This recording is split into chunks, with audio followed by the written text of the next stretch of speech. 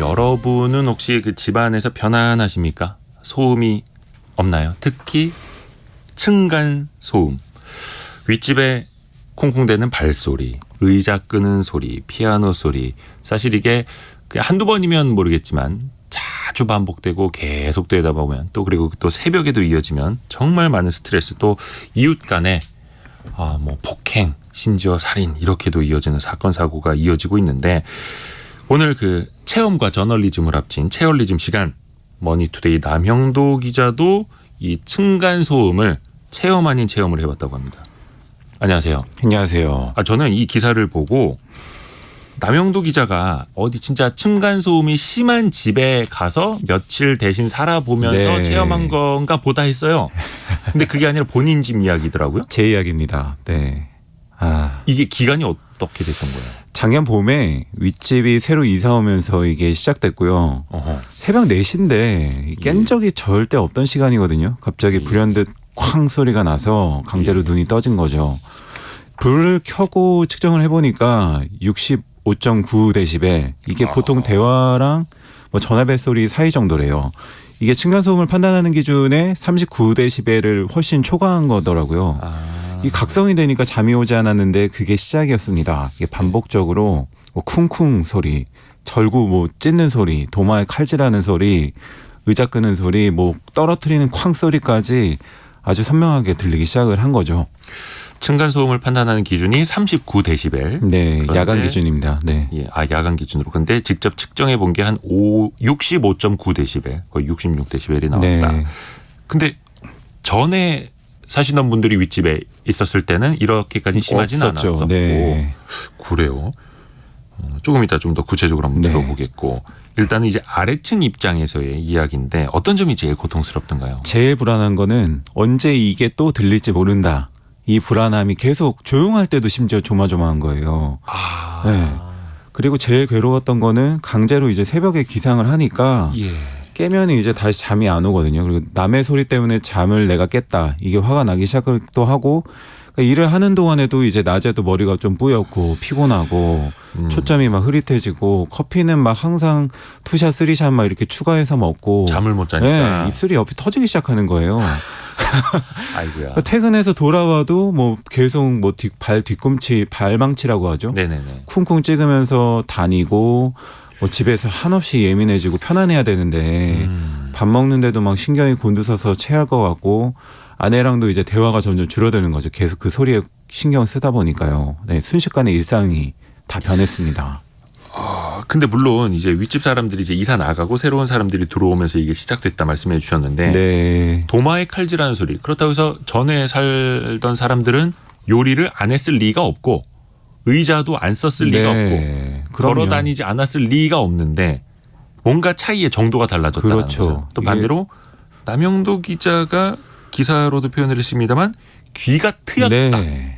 더 많이 들리기 시작했다라는 거잖아요. 모든 소리가 다 들리기 시작하더라고요. 진짜 그 다음부터는. 그러니까 예민해지니까 네. 기존에는 무시했던 소리도 더 들리게 그렇죠. 되는, 심리적으로. 들리기 시작하는데 이게 세세하게 들리기 시작을 해서 처음에는 이사 온 지 얼마 안 됐으니까 좀 이해해보자 하고 방어를 좀 해보려고 했어요. 이게 고3 때 이제 독서실에서 쓰던 귀마개 있잖아요. 이거를 쓰고 자고 또 뭐 바꿔보기도 하고, 공사장에서 쓰는 뭐 귀 덮개 이런 거 있거든요. 네, 그것까지 샀는데 소용이 없고, 낮은 소리라서 이게 파고들기 시작하더라고요. 귀도 아프고. 그래서 이제 백색 소음을 한번 덮어볼까 해가지고 뭐 비행기 소리, 뭐 유튜브 유땡에 뭐 유땡 빗소리나 음악소리 같은 검색하면 거. 나오거든요. 네. 너튜브에 검색하면 나오는데 이것도 다 뚫고 들어오고, 뭐 심지어는 막 뭘까지 찾아봤냐면 가수들이 쓴다는 뭐 녹음 부스용 방음 부스 뭐 이런 것까지 찾아보고, 그래요? 3달 넘게 지나니까 이성을 잃기 시작하고 윗집에 막 괴물들이 사는 것 같더라고요. 네. 그 정도였어요? 네. 남형도 기자 되게 침착하고 신중하고 이런 걸로 알고 있는데. 이성을 잃었습니다. 네. 아하. 그래서 많은 분들이 일단은 윗집하고 연락을 해보거나 찾아가 보기도 하는데, 그 전 단계로 윗집의 어떤 현관문이나 엘리베이터에 좀 쪽지, 네. 양의 문을 좀 붙여놓기도 하잖아요. 다른 맞습니다. 기자도 쪽지를 좀 붙여봤다고요. 네, 처음 시작은 이제 최대한 정중하게 예. 피해 내용을 구체적으로 해서 썼죠. 그러니까 이사 오신 지 얼마 안 돼서 죄송한데 새벽대 층간소음은 좀 너무 주의해 주셨으면 좋겠다. 너무 괴롭고 피곤하다. 네. 다들 잘 시간이니까 좀 주의해 달라. 이렇게 남겼습니다. 새벽 때라도 좀 조심해달라. 네. 좀 달라지던가요? 전혀 달라진 게 없었고요. 며칠 후에 또 다시 붙였는데 또 변함이 없어서 관리실에 연락을 했습니다. 네. 초등학생이 둘인 집인데 애들이 뛰니까 별 수 없다고 뭐 이해해달라고 했대요. 그리고 새벽에는 노모가 잠이 없어서 일찍 깨신다. 할머니가 계셔서. 네. 8개월 정도 지난 다음에 마치 천장이 무너져 내리는 소리가 들려서 도저히 못 견디겠다 싶어가지고 쿵쾅쿵쾅 네, 되는. 심지어 주말이었고 그날은 아예 밖에 나갔다 들어왔어요. 아예 밤늦게 들어와야겠다. 좀 괴로우니까. 근데 여전히 시끄러워서 위에 올라가서 초인종을 누른 거죠. 올라가면 안 되는 거 알지만 도저히 안 되겠어서 이 남성분께 조용히 해달라고 했는데 알겠다고 하시더라고요. 근데도 달라지지 않아서 결국엔 112 불렀습니다. 아, 결국은 네. 담영도 기자가 직접 경찰 신고까지 한 했습니다. 네. 본인의 집에서 이게 윗집 올라가서 주의를 주시더라고요. 근데 누가 경찰 네. 네. 돌아와서 그러니까 경찰하고 같이 올라간 게 아니라 경찰분이 네. 윗집 가서 대신 이야기를 해준. 대면하면 안 된다고 뭐 이제 가서 말씀을 전해 주셨고 근데 경찰분이 하신 이야기가 아무리 시끄러워도 이렇게 직접 올라가시지 마라. 이게 나중에 뭐 그쵸, 형사적 그쵸. 문제가 서로. 생길 수 있다. 맞아요. 말씀을 하셨습니다. 또 사람이 이제 감정이 상할 수 네. 있기 때문에. 그러면 쪽지도 붙여봤고 직접 좀 주의를 요청해 보기도 했고 경찰에 신고도 해봤고. 네. 근데 이것도 안 되고 저것도 안 통했다는 거잖아요.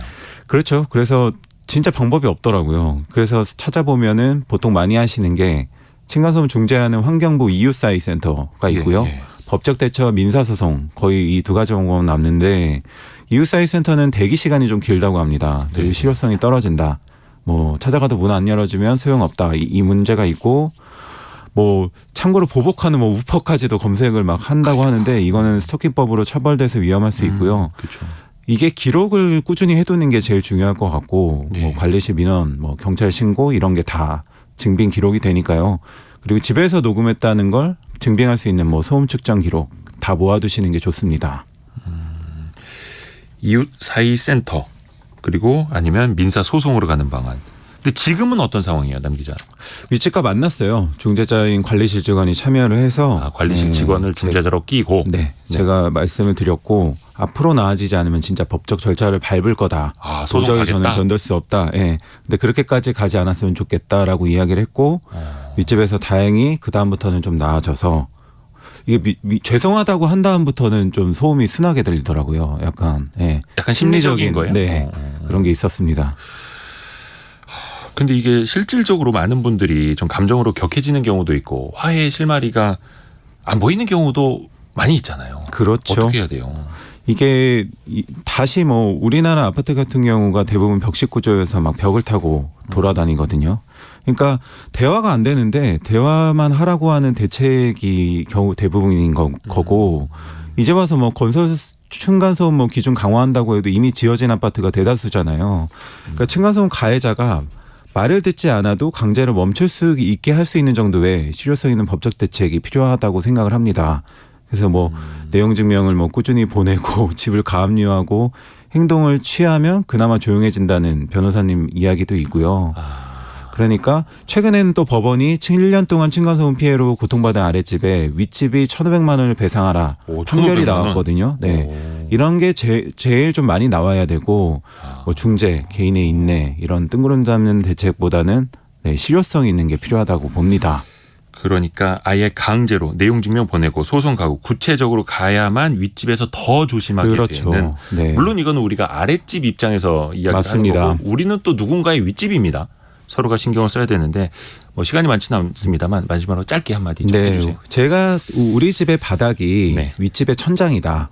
이것만 생각을 하고 나도 모르는 사이에 피해를 줄 수도 있다라는 거를 신경을 쓰면서 소리에 신경 쓰시면은 분쟁이 좀 많이 줄어들 수 있지 않을까 생각을 합니다.